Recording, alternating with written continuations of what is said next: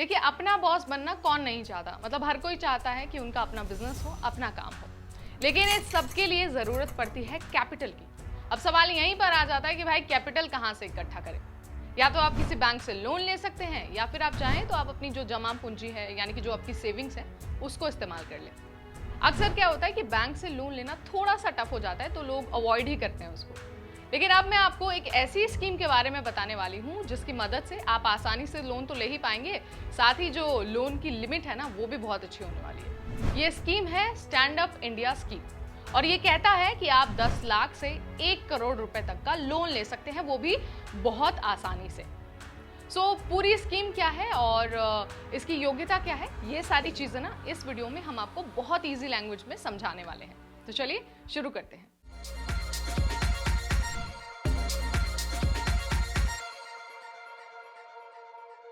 हाय, मेरा नाम है नेहा और आप सबका बहुत स्वागत है एनबीटी टेक पर। इस वीडियो में आज हम बात करने वाले हैं स्टैंड अप इंडिया स्कीम के बारे में।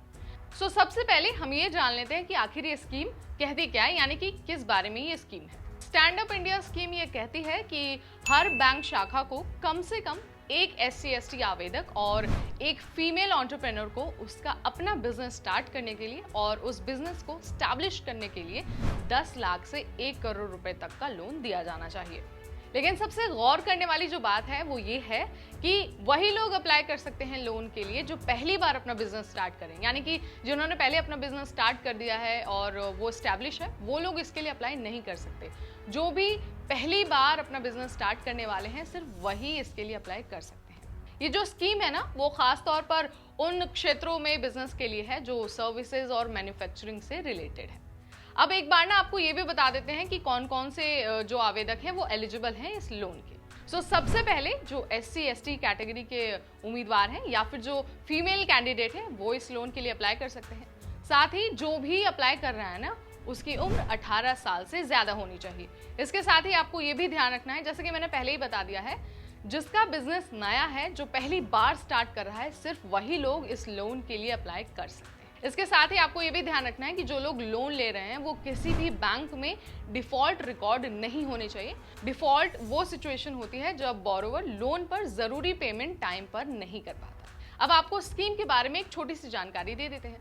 ये जो स्टैंड अप इंडिया स्कीम है ना, ये 2016 में लॉन्च हुई थी और इसे मिनिस्ट्री ऑफ फाइनेंस ने लॉन्च किया था, ताकि जो बिजनेस वुमेन है उनको प्रमोट किया जाए और साथ ही उनके बिजनेस को वेल स्टैब्लिश करने में मदद की जाए। ये सारी डिटेल्स हमने आपको दी स्टैंड अप इंडिया स्कीम के बारे में। अगर आप भी अपना बिजनेस स्टार्ट करना चाहते हैं तो आप बेझिझक इस स्कीम के लिए अप्लाई कर सकते हैं, बशर्ते जो योग्यता हमने बताई आपको उसे पूरा करना होगा। अगर आपको गवर्नमेंट स्कीम से रिलेटेड ऐसी ही वीडियोस और देखनी है, ऐसी जानकारी और प्राप्त करनी है, तो आज ही सब्सक्राइब करिए हमारा चैनल। इस वीडियो में इतना ही, अगली बार फिर आएंगे आपके सामने एक नई जानकारी भरी वीडियो के साथ। तब तक मुझे यानी नेहा को दीजिए इजाजत। Stay tuned to NBT take.